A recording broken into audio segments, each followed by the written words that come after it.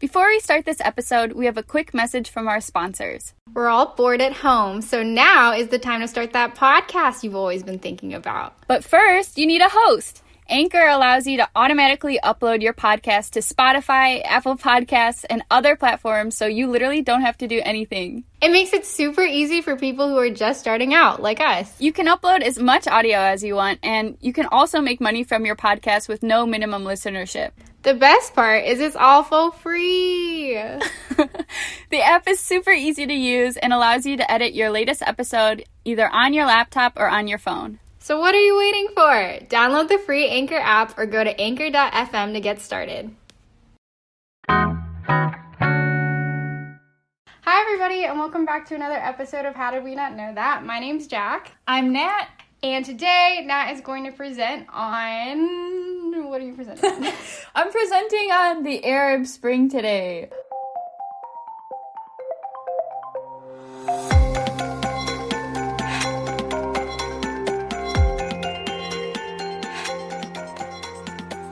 Have you heard of the Arab Spring before? Never. Okay, so the reason I chose this topic for the first episode I wanted to cover for season 2 world history, I wanted to focus on the Middle East because I really don't know anything about the Middle East. I have so many questions and so many things to learn. So I knew I wanted to focus on the Middle East, and the topic I'm covering today is actually super recent. It happened in 2011. So it's I don't know, it's not super far back in history, but I think for people who are not really sure about, they don't understand current events going on in the Middle East today, this event kind of explains why the Middle East looks like it does today. So, yeah. So, okay, so do you also, what do you know about what's happening in the Middle East today? Do you know, any specific... Yeah, I know a little bit because one of my good friends is Syrian, and so he explained to me the situation in Syria. Yeah. So I think they're just, a bunch of, they didn't like the government in Syria, and so a bunch of different rebel groups did, a coup d'etat, but... There's a lot of different rebel groups, so then everyone's kind of just fighting for a position of power and control, and so that has wreaked havoc in Syria, and that's why it's, war-torn. Mm-hmm. Yeah. That's what I know. No, yeah, actually, I'll be talking about, there's, a civil war going on there, and it's connected to the Arab Spring, so I'll, be going into, more detail about that. But, yeah, so Syria, that's, it's, the biggest refugee crisis currently, so yeah. Okay, so I'm just gonna go right in. So a brief description of what the Arab Spring is. Basically, it was a series of pro-democracy revolutions that began in the spring of 2011 in largely Muslim and Arabic-speaking countries in North Africa and the Middle East. So to list the countries that were affected by the Arab Spring, there's a lot. So Tunisia, Morocco, Syria, Libya, Egypt, Bahrain, Algeria, Jordan, Oman, Iraq, Sudan, and Lebanon. So it's a huge amount of countries were swept up in this movement. There were widespread protests and revolutions. And it was all within a very short time period. Question, is this, so when people talk about the Middle East conflict, is this all stemming from that, the Arab Spring? Or are they separate things happening? So the Middle East, there's a lot of conflict and war and violence going on. Arab Spring is one of the events that has stemmed from this conflict. Okay. It was caused by people who are unhappy with authoritarian governments and violence that was happening in their own country. You'll see that it fuels even more violence in the end. So it's kind of just a cycle of people are really unhappy with their government. They revolt. A new government is put in power, but then it falls apart, and then they revolt again. So there's just been a lot of turmoil in the area. Yeah. Does that make sense? Yeah, it does. Okay. So the Arab Spring, it all began in December of 2010 in Tunisia, when a 26-year-old street vendor named Mohamed Bouazizi was harassed and publicly humiliated by police because he didn't have a permit to sell like his fruits and vegetables. Yeah, they like harassed him violently, and he was like obviously really upset. So he tried to complain about his mistreatment to local authorities, but they like wouldn't listen to him. They were like, whatever, like leave us alone. And so in an act of protest, Bouazizi set himself on fire outside of the local governor's office. Yeah, and obviously like he passed away. His death sparked outrage amongst the rest of people in Tunisia because there was a huge, I guess, gap between the government and the working class people. And the working class people were suffering through a lot of economic hardships. And they were so upset that this man was treated so poorly just because he didn't have a permit. So they're like enraged. And so protests broke out in the streets of the capital, Tunis. And on January 14th, so like a few weeks later, the authoritarian president, I'm probably going to mispronounce all these names, so I apologize in advance. Okay. Zain al-Abidine Ben Ali, he abdicated his position and he fled the country after 23 years of rule. So, like, this is a huge deal because they had this awful, like, dictator who had been ruling for decades, and because of these protests, in a matter of, like, a couple weeks, he was removed from power. Also, okay, before I continue, just a fair warning, I'm going to be covering a lot of different countries and a lot of different names of leaders. So if you get confused at all, like, just interrupt me and I could clarify. But yeah, I'm going to be, like, bouncing around. So yeah. Okay, yeah. So he's removed from office, right? And so it was, like, a successful protest, right? They wanted him gone and then he left. So social media, because this is 2011, right? So social media has a huge influence on the movement because people from Tunisia were posting photos and videos of their successful uprising. And these images inspired activists in other countries nearby to fight for more social freedoms and more participation in the political process. So all of a sudden, we see similar movements all across the region in like a really short period of time. So again, I'm going to list the countries just really quick. So we obviously Tunisia. There's also Morocco, Syria, Libya, Egypt, Bahrain, Algeria, Jordan, Oman, Iraq, Sudan, and Lebanon. So a huge amount of countries. And obviously, I don't have enough time to cover the protests in every single one of these movements. So instead, I'll just be focusing on a few of these countries, especially those that had regime changes because of the protests. But I encourage everyone, again, to do further research. So first, I'm going to talk about Egypt. So on January 2nd, mass protests began in Cairo, which is the capital, and they lasted for 18 days, and they brought together tens of thousands of people, so it's huge crowds. And then a month later, on February 11th, President Hosni Mubarak is removed from office, and he had been ruling the country for 30 years. So he was a really violent dictator, so people had been having a lot of issues with him. They obviously did not like his regime. When you say removed, is it peacefully removed or coup d'etat, or did they step down? He was forcefully removed, I believe. Okay. Yeah, by the military. Oh, okay. He loses public support, and then he loses the support of the military, which is a really big deal. Mm-hmm. And so the military takes over temporarily because there's no leader, right? They had removed Mubarak from office, and now they need to step up. And in 2012, they had elections, and they voted Mohamed Morsi. They voted him into office as president. However, a year after he was sworn into office, he is also removed through a military coup. So he only was serving for a year, and then the military overthrows him. And the defense minister at the time, his name is Abdel Fattah el-Sisi, and he becomes president. And he's still in power today. So this was in 2012, and he still is the president of Egypt today. And he's a very violent, authoritarian leader. And so tens of thousands of peaceful activists and critics of el-Sisi's government remain in jail today, and hundreds of them have been sentenced to death. So there's virtually no freedom of speech. So I'll get back to Egypt, but for now I'm going to continue on to some countries that they broke out into a civil war because of the Arab Spring. So first I'm going to talk about Libya. So in the summer of 2011, a civil war outbreaks, and this is like because of all the protests that had been inspired by the Arab Spring.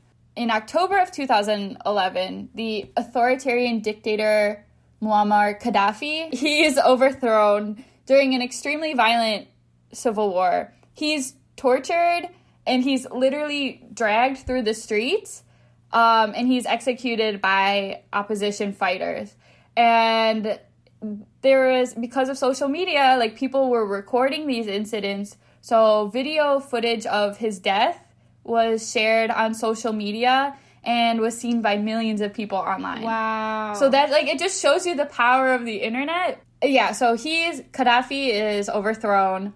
Even though he was overthrown, Libya still remains in a state of civil war. There are two rival governments that are both claiming authority over the country. All sides have committed war crimes and serious human rights abuses.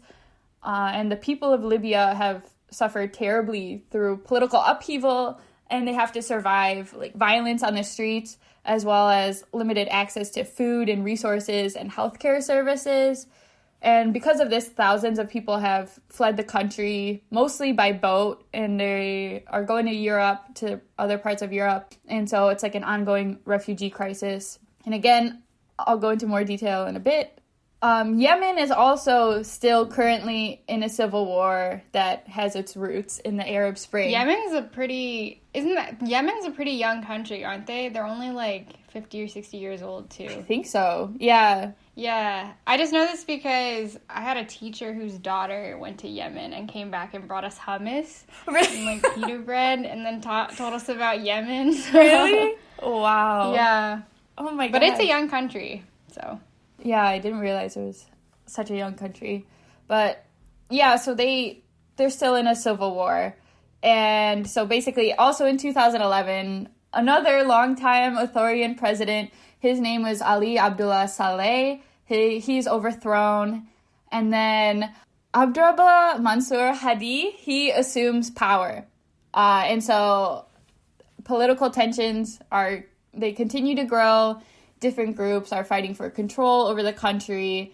And one of these groups is known as the Houthis, which represent the Shia Muslim minority. So just as a refresher, there are basically two major denominations of Islam. It's Shia and Sunni. So the Houthis are the minority Shia Muslims. And they start taking control over territories in Yemen. And in early 2015, they actually overtook the capital of Sana'a. The Houthis, the rebel group, and then security forces, like military forces who were loyal to the original dictator that had been overthrown, Saleh. So they joined forces together, and they forced the current president, Hadi, his name is Hadi, they forced him to flee the country in March 2015. And so he still is like ruling over the country. I'm pretty sure he's returned to Yemen, but they like forced him to flee the country. And so the civil war obviously is still going on today. And so foreign powers, there's a lot of foreign interference in the civil war. And basically it's like different countries are either supporting the Houthi rebels or they're supporting the Hadi government. And throughout all of this, obviously, civilians are suffering from not only the violence of war, but also a huge famine in the country. Wow. Wait, so all of those overthrowing of the leaders, that's happening in every country in 2011? Yeah, like basically the countries I'm highlighting. So all the countries that I listed earlier, not all of them had regime changes. Some of them just like weren't as successful. They didn't have as much momentum. And so there are a lot of protests in these countries, but not a lot of change happened. But then like the countries I'm talking about now, basically like the whole country was flipped upside down. The governments were overthrown and leaders were changed. And like it's just crazy. Like I think I said this earlier, but I was 12 at the time this happened. So I was not paying attention to what was going on. But I just, like, can't imagine, I don't know, like, the whole region, all these governments are changing, like, one after another, and, man, it, like, I'm sure that people living in the region were just so, like, scared and, like, paranoid. You don't know what's gonna happen tomorrow. Like, everything could change in a day, you know?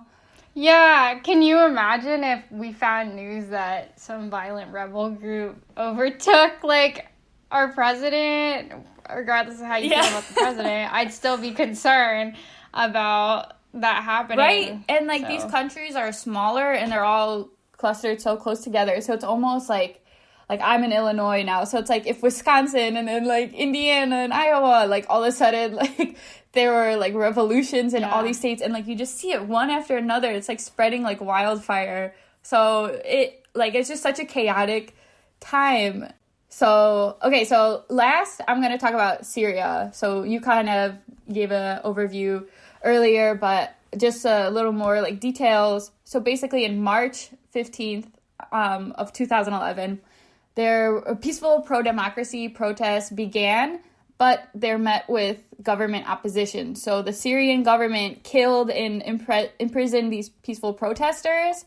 Yeah, it was, like, an extremely violent response, and it was obviously, like, horrifying. And so Syria quickly split into factions, like, different groups, and violence broke out. And this was, like, the beginning of a civil war that continues to this day. The civil war is still going on. And so basically with the civil war, you have the oppressive regime of longtime dictator Bashar al-Assad. So he was the president or dictator, I guess, and he's still in power today. And he's fighting against rebel forces who are trying to gain control over the country. So you have, Bashar al-Assad's government and then rebel forces who want to overthrow him. And then you also have a lot of extremist groups that have come into Syria and infiltrated the country. One of these groups is ISIS, and at one point, ISIS had gained so much territory in northeastern Syria that they declared a caliphate.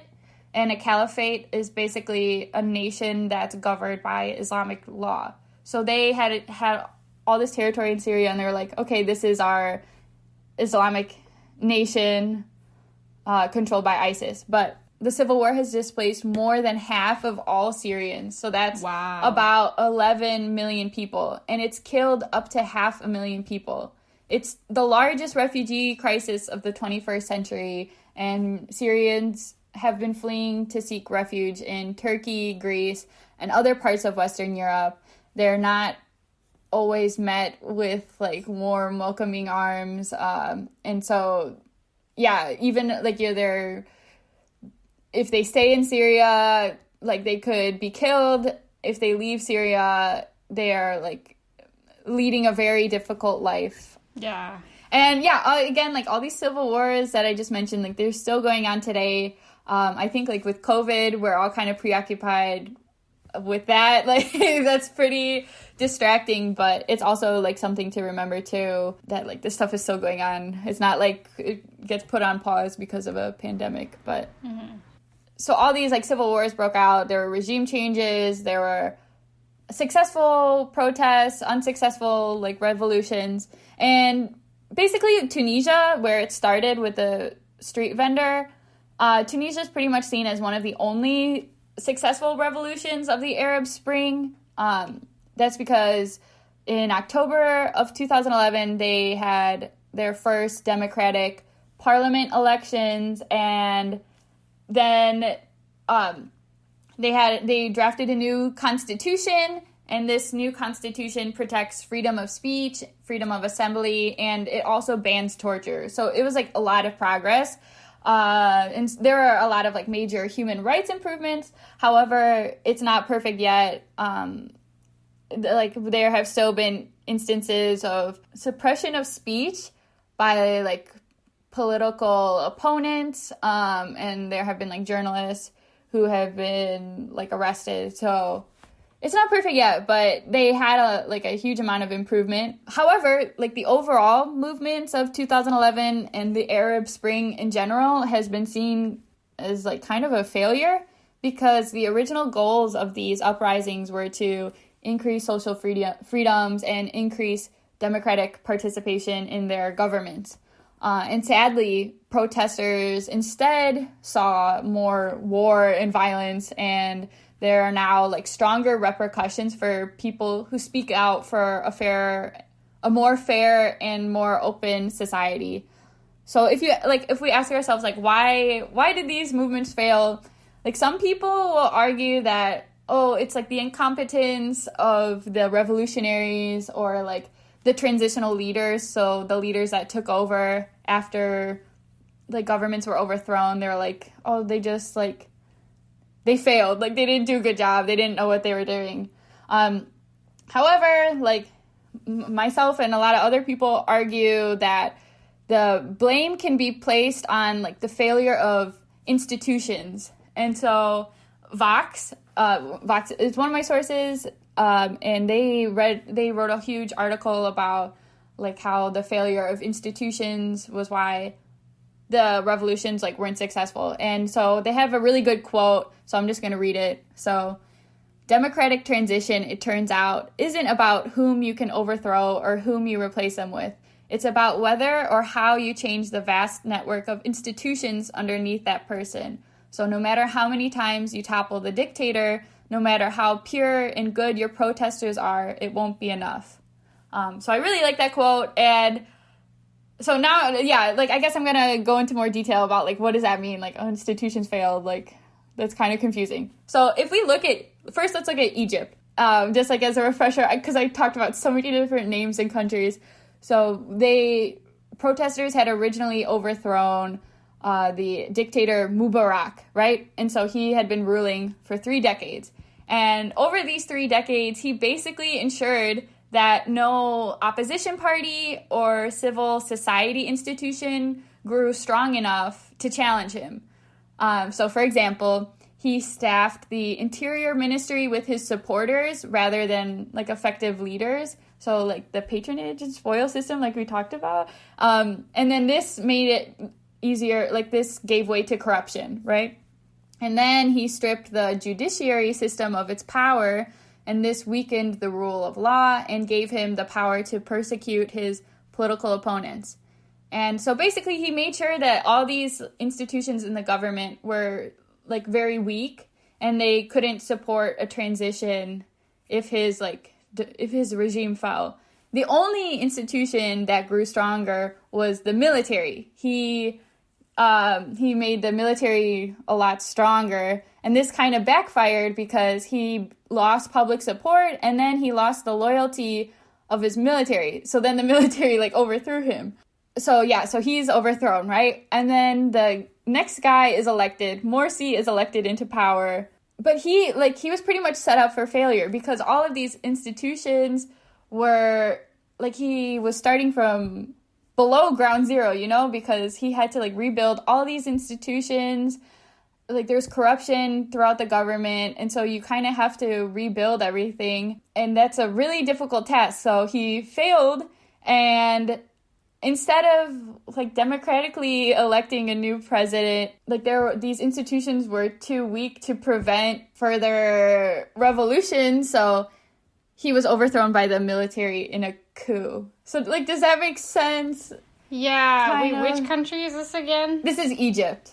Okay. All these institutions were weak, and then now there's still a dictator in Egypt, and it's because there's no like checks and balances, Mm-hmm. because the original dictator had erased all these checks and balances. So it's hard to, it doesn't matter about the people who are in power, it's about like the setup of the government, Yeah. Does that make sense? Yeah. Yeah. And so basically the same thing happened in Libya. Gaddafi had like been weakening institutions over his 20 years of rule, 30 years of rule. And so no one was able to challenge him. And so now Libya is in a civil war, like fighting for control because there had been no like strong opposition parties. Like you might be asking like, oh my God, like why are there so many dictators? It's because there's like a lot of instability after Britain and France like pulled out of the Middle East. And then there's like a strong sense of nationalism, and like it was easy for people to kind of like take power by using nationalism as like a uniting identity factor. And then also like because of oil reserves in the Middle East, like these leaders were able to make a lot of money really quick, and then they're able to like fund different institutions, so like the military, and like they're able to like bribe people and basically like fund their dictatorship. So that's another reason why we see a lot of like authoritarian regimes in the region. Makes sense. So for Syria, so the military is really, really strong, and they have remained loyal to Bashar al-Assad because he basically engineered the military as an instrument to rule the country. So he weakened all the other institutions, made the military stronger, but he made sure that they would like always remain loyal to him and do whatever he said.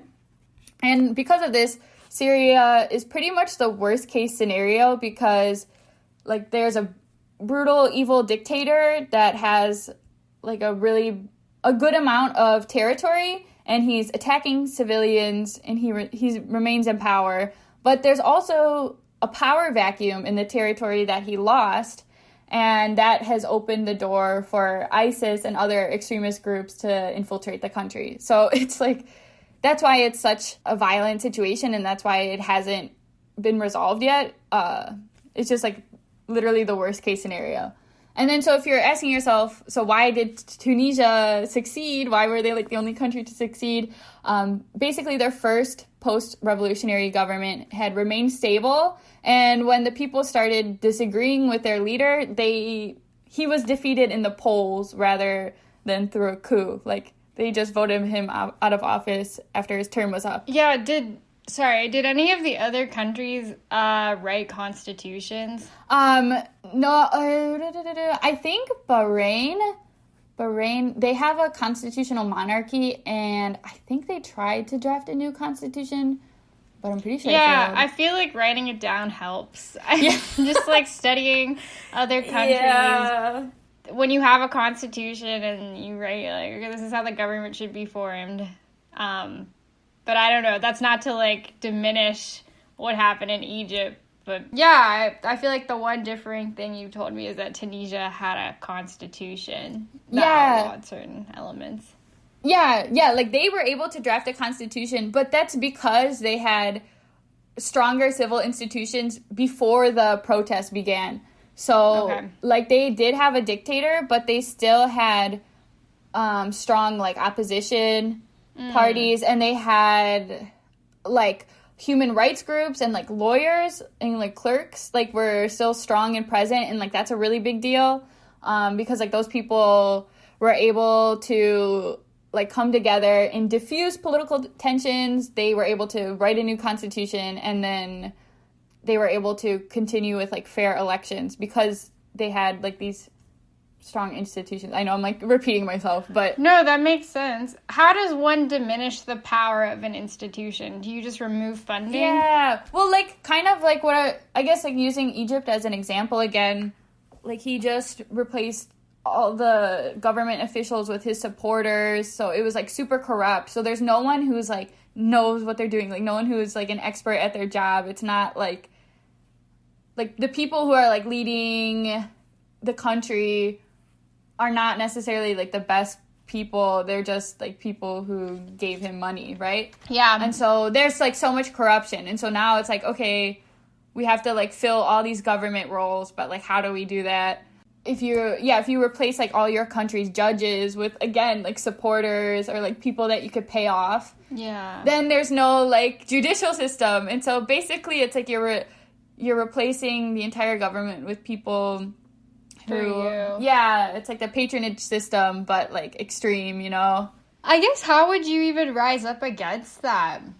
Like, as the people, there's not really other way than by force. Yeah, and that's why, like, a lot, like, if you look at these countries who are in civil wars, the reason they go into civil war is because they, like, rebel forces they join forces with at least part of the military, you know, because you need that physical force. Like, you can't just, like, protest forever. Yeah, if the military's just gonna... It's not gonna work in that situation. Because if it did, then you wouldn't be in that situation. Like, obviously, that's not what the people would want. Exactly. So a lot of times it's like, okay, well, when the military starts questioning who they're, like, supporting, then that's when, like, yeah, that's when it goes south, you know? Yeah. Yeah, so it's, like, super complicated.